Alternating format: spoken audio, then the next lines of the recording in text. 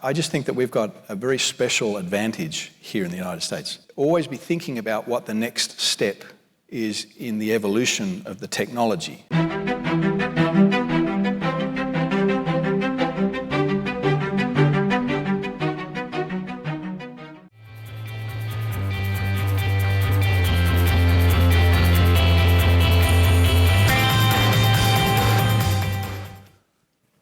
All right, we're going to get straight into it. Congressman Torres, thank you for being here with us. You represent New York 15, the Bronx, many great exports, Justice Sotomayor, hip-hop, J-Lo, not known for mining metals. What sparked your interest in this subject? Well, look, there may be mining in the Bronx too, for all I know. I don't know, when you're a member of Congress, you not only represent your district, but you have to think about what's in the strategic interest of the United States. And for me, the single greatest challenge that we confront is the strategic competition with China. We no longer live in a unipolar world where the United States is the sole superpower. We live increasingly in a bipolar world where the United States and China are competing superpowers. And in that world, we no longer have the luxury of complacency. And there needs to be a serious reckoning. We should ask ourselves, how do we become so complacent as to allow ourselves to live in a world where China controls almost all of the rare earth mining capacity and almost all of the critical mineral refining and processing capacity, and where almost all the advanced semiconductors are made in Taiwan, which is highly susceptible to an invasion from China? How do we allow that to happen? In the 1980s, the United States was a leading producer of critical minerals and rare earth elements and steel and aluminum. And since then, we've become dangerously complacent, allowing our manufacturing base to atrophy from neglect. Meanwhile, China adopted a 40-year strategy for creating a whole critical mineral supply chain. And so our atrophy of our own industrial base has been a strategic failure, and China's supply chain dominance has been a strategic success. And as a wise man once said, if you do the same thing over and over again and expect a different result, that's the definition of insanity. And so we have to break the cycle of insanity and critical mineral dependency on China. I barely need to ask a question now of Jim Litinsky, the CEO of MP Materials. Just for a little bit of background, MP Materials is operating the only operational rare earths mine today in the United States, and they actually produce double digits, maybe close to 15% of the global supply of rare earths. And in that respect, represent a really critical node in our own rare earth supply chains.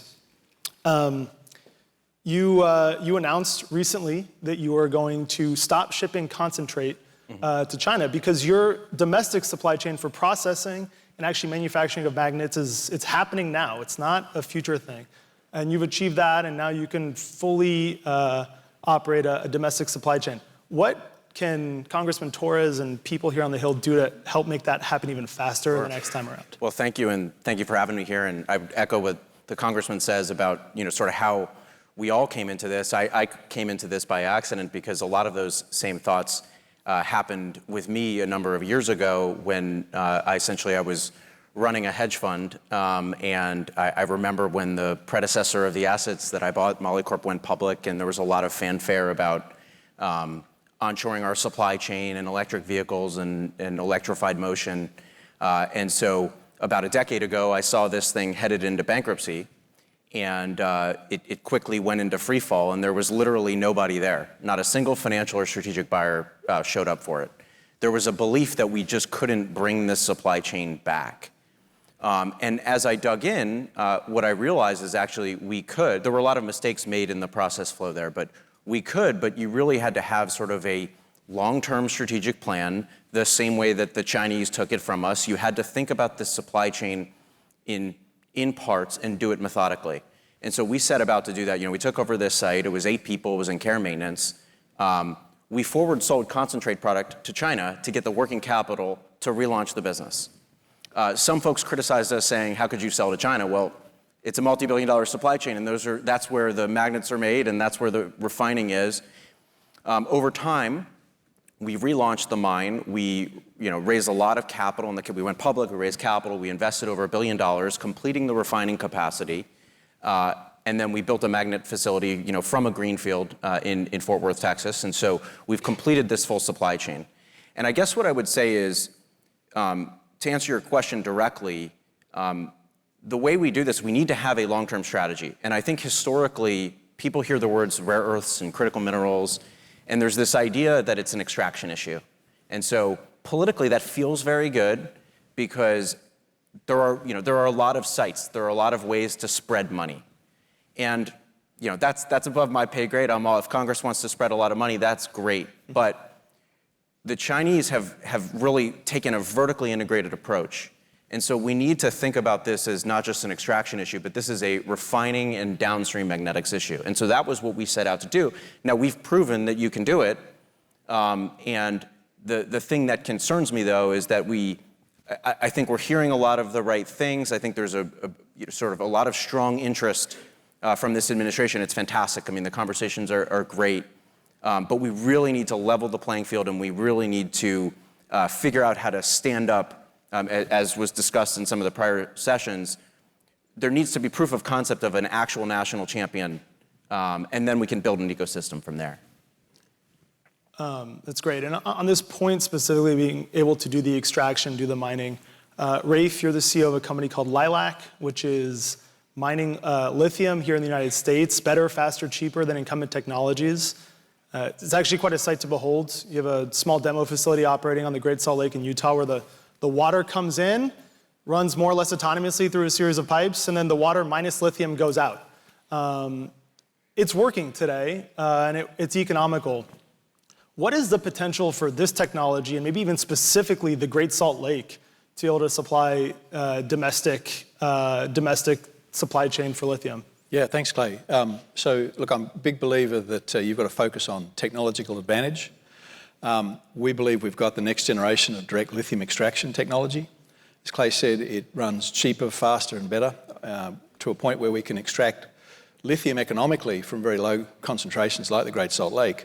One of the things that interests me about our technology is if you think about all of the brine resources that are sitting here in the United States, if you have a technology like ours, you could be independent with your lithium production in a pretty short pace of time, which is pretty remarkable. If you put us on the cost curve versus the traditional hard rock approach, we're well below that. So very excited. Now, all of this comes because we've got some very smart people working in our R&D center in Oakland, California, that I think they're the smartest people in the world, and we can rely on them to keep this technological advantage going. We've got that. We need to maintain it. And that's how we beat the rest of the world or our adversaries like China. Congressman Torres, I'm going to bring it back to you. You're on a working group now in the House focused on critical minerals and how we support a domestic supply chain and reinvigorate production. This is one of the issues, as I've followed it, that actually has support on both sides of the aisle, and there seems to be some room to do something. How optimistic should we be about the potential for new action in this Congress on this subject? Look, I'm cautiously optimistic because the China Committee has been impressively bipartisan. And to your point, the Critical Minerals Working Group is one of the initiatives of the China Committee, and we've put forward a legislative package that is bipartisan, proposing legislation that would promote critical minerals cooperation with allies, or invest in STEM and workforce development, or streamline visas and green cards for professionals who specialize in geoscience and mining engineering. So there's a recognition. And look, we have a talent gap that's only going to widen over time. I remember seeing statistics indicating that by 2029, half of the mining workforce in the United States is set to retire. We had to import Raef. Right. 27% of the geoscience workforce. So, these are shortages that will only compound over time if we do nothing. And China is far outpacing us when it comes to workforce development and education in these areas. Yeah, they're doing a lot of the hard work right. There's also been questions over time around some of the maybe dirtier tactics they're using to steer the market. This is sort of a full circle moment for me. I actually got my start thinking about critical minerals in 2010 when at the time the director of the National Economic Council, Larry Summers, asked this question of us, which was, hey, Mountain Pass is supposed to come back online in a couple of years. And until then, it looks like all the market is in China. What happens if they cut off our supply? And so that kind of got that kind of put the trains in motion. And just for a little bit of history, Mountain Pass was operating and then shut down in 2002 originally because, among other reasons, the global price of rare earths had plummeted and it was uneconomical to keep you running.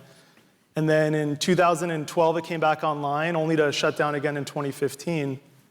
And we should all be very grateful to Jim and his team who came in, really rescued the place, and have got it operating again. But we can't risk another decade-long hiatus in domestic rare earths production. What are the lessons that we should all be drawing about how to avoid this situation, and maybe specifically to kind of defend against some of the non-market interventions that we see happening out of China? Sure. Well, thank you for the kind words. And the question you asked that was asked of you in 2010, I think we're going to find out the answer, because that's actually what has happened. And I'm not sure it's getting enough press. I know there's a lot of members of the press here, and you've seen this reported, but the Chinese are not exporting rare earth magnets at all. In fact, I think if you look a few days ago, on the Tesla call, Elon Musk commented that they couldn't get rare earth magnets for Optimus, and that they needed to get a license, and that they needed to essentially validate to the Chinese government that humanoid robots are not weapons, and then they can get their magnets. I don't know about you all, but I don't feel very good if our downstream robotics, drones, EV producers need to get a license from the Chinese government and verify that they're not utilized for military purposes for us to make robotics and drones, because of course that is the future of warfare, robotics and drones. I think we see that everywhere, and I know that's oft discussed. And so I'm deeply concerned that our manufacturing supply chain in the next couple months may grind to a halt, because as we saw in COVID, if you're missing one critical component, you can't finish the product. And so I think we may see within weeks some real concerns about that and what that means. Now, that said, the mission, what we're all doing here, irrespective of your views on how it was started, is really important. And the way that the Chinese have taken over the rare earth industry and how we must counteract it, I think is also very applicable to all of these supply chains. But the best analogy is really to think about, go back and read the books about Rockefeller in the 1870s. It's just true mercantilism. Control all aspects from the upstream to the midstream to the downstream to the transportation, all of it, and utilize the pressure points where you need to. If you see competition in one area, crush it. Get your profits elsewhere. If capital's forming in an area that looks profitable, wait, let the capital form, crush it. And that's what we've seen. And so, again, I go back to, we need a level playing field. We need a recognition that, and by the way, I want to caveat, I'm a free market capitalist. This is, so hopefully I have some credibility in the following statement. But, the Cold War against communist Russia was a very different beast, right? We had a superior economic system, and everybody knows the history. Cold War 2.0 is really our corporate, essentially our economy versus a mercantilist approach to national security industries. We will not win that with a free market approach. If you were a small refiner in the 1870s, Rockefeller put you out of business. And so when we take this sort of piecemeal approach and think that we can sort of spread things around, just rely on our ideas of sort of free market economics and the market will find a way, I'm deeply concerned that we're going to lose this battle. And I see all aspects of this. I think we've had this vision for a long time because we've set about on a vertically integrated strategy. The moment we brought our refining online, the Chinese crashed the prices. The moment we brought our magnets online, more. And so we've invested over $1 billion, and they have shown that you're not going to make money. And so I'll give you the last, if you look at the inflation-adjusted replacement cost of the assets that we have in place, it's somewhere in the order of $5 billion. They have taken prices to a level where we just don't make money today. So with all the permits in the world, let's say we brought Greenland online in the Ukraine, and we're deep sea mining, and we're getting materials on the moon. Who's going to invest the capital to refine and make the magnets if it's a loss-making endeavor? And so we have to really recognize that there needs to be a coordinated industrial focus strategy to counteract mercantilism. That is the disease. Everything else is a symptom.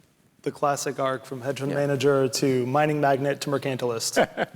On that subject, and let's tackle that in the lithium space.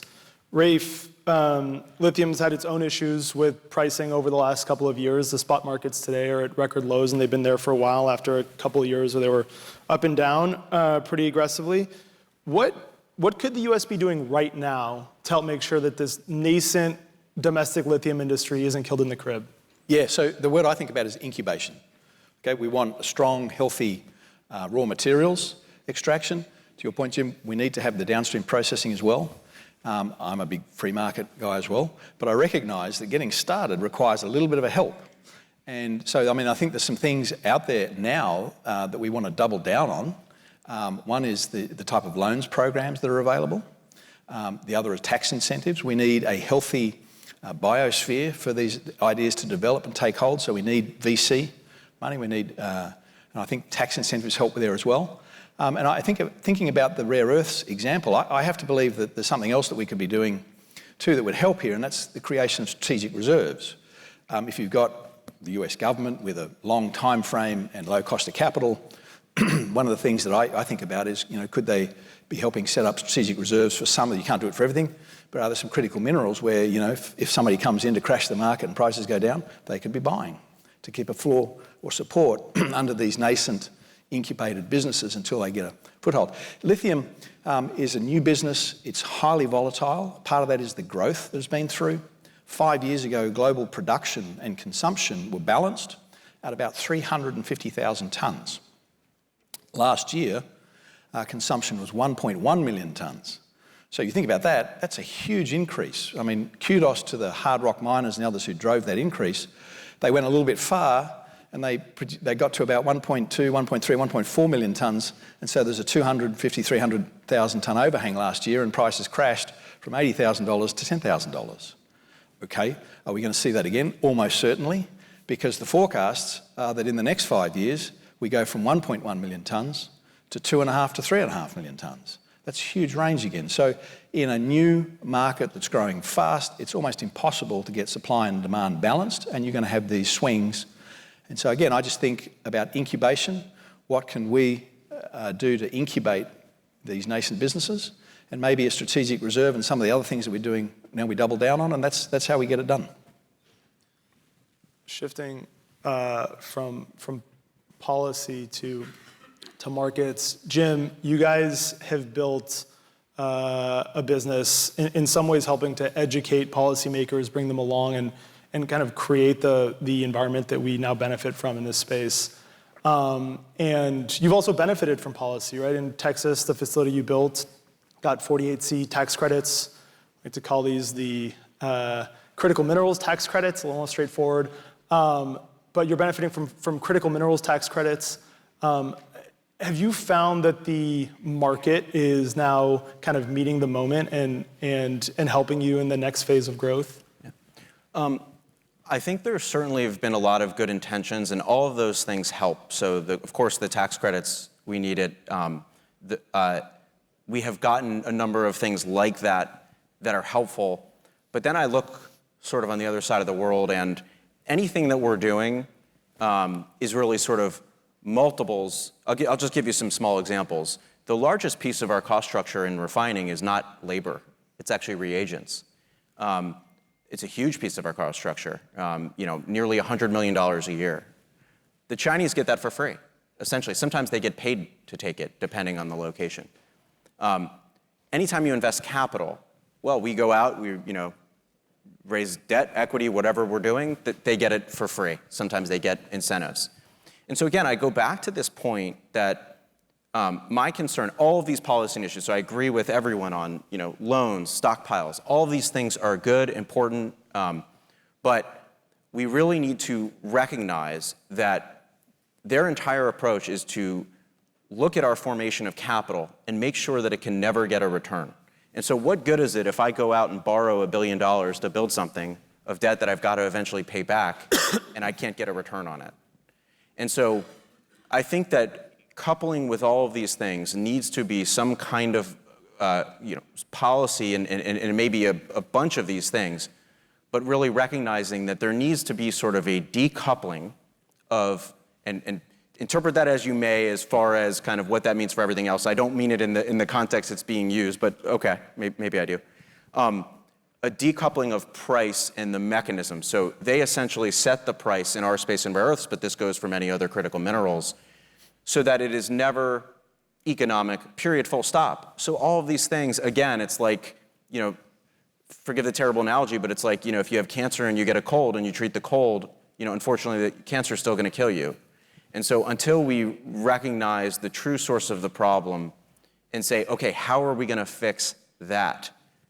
We won't solve it. And so there are a lot of ways to do that. And obviously we try to, share our ideas. There are insurance programs. There are, all sorts of things that we can talk through. But again, I believe that if you solve the price issue, there can be some form of mutually assured economic destruction, where if we have at least a very solid national champion that, again, probably terrible words to use, but is too big to fail, the Chinese will know that mercantilism won't work, and therefore they're less inclined to do it. Why subsidize the world if it's not going to do anything? So then I think that could ease up the markets a bit. And so it's almost like an inverse of 2008. In 2008, obviously, the government had to come in and bail out our banks. Now, I think, and I hope I can say this, I think the private sector needs to come together, and select national champions need to come in and sort of bail out what has been sort of, unfortunately, a lack of focus in policy over the prior decades, and that's not a partisan thing. It's just we have not yet seen the crisis that we now face, and so we need to meet the moment, and I think that really needs a sort of public-private working together to solve that. I'm going to go to Raef, then back to Congressman Torres to bring us home. But what you just described as a phenomenon that you're dealing with in rare earths, Raef is dealing with in lithium. This room is full of people that are dealing with it across specialty chemicals and iron and steel and a bunch of other really critical inputs to our economy and competitiveness. Raef, before you were at Lilac, you were leading a $10 billion nitrogen and phosphates business for Nutrien. You have a career in energy and chemicals and critical inputs to the economy. What's the approach you should be taking across all the other areas that we didn't even get a chance to talk about today? Yeah, so look, I'm going to double down on my point. I mean, I agree with Jim. Let's get the policy right. Let's do these other things. Whatever we do is probably going to be orders of magnitude less than some other governments around the world, but we need to do it to incubate. I just think that we've got a very special advantage here in the United States. I'm a citizen, by the way, okay? I got my citizenship about 8 years ago, very proud of it. I'm a big fan of the advantage we have in attracting the best and brightest to the US. I work with some of them every day, and I'm just astounded at how smart these people are. And so one of the things that I try and encourage is always be thinking about what the next step is in the evolution of the technology. Mm-hmm. We may have to pause and get a plant built with this technology, but we always need to be thinking about what the next 2 or 3 steps are. Very practical view is that whatever, regardless of what we do, at some point, some other players out there will have what we have. And so the only way we survive long term is making sure that we invest and double down in making sure there's a gap to us at any point in time. And that's difficult to do, but we've got the advantage here. We do have the best and brightest people in this country, okay? So whatever we can do to keep them, maintain that advantage is really, really critical. It's our wellspring. Congressman Torres, I don't know if you were here this morning, but Secretary Burgum outlined 3 priorities to open the day. The first one was we've got to win the AI arms race against China. We've got to develop abundant domestic energy of all forms. And we've got to build a critical mineral supply chain here at home. Those sound kind of like your priorities too. And so my question is, over the course of 2024, the main mechanism for doing this, the transferable tax credits, actually spurred a lot of investment. There was something like, just in the second half of 2024, $15 billion in tax credit, and 70% of those went to the market for manufacturing domestically, minerals, nuclear energy, geothermal, carbon capture, and hydropower. Can you help all of us here understand really what's at risk if the energy and critical materials and manufacturing credits go away? From the set of priorities that you work on. One of the highest priorities of Congress is our military defense. And one of the highest priorities of congressional Democrats in particular is decarbonization.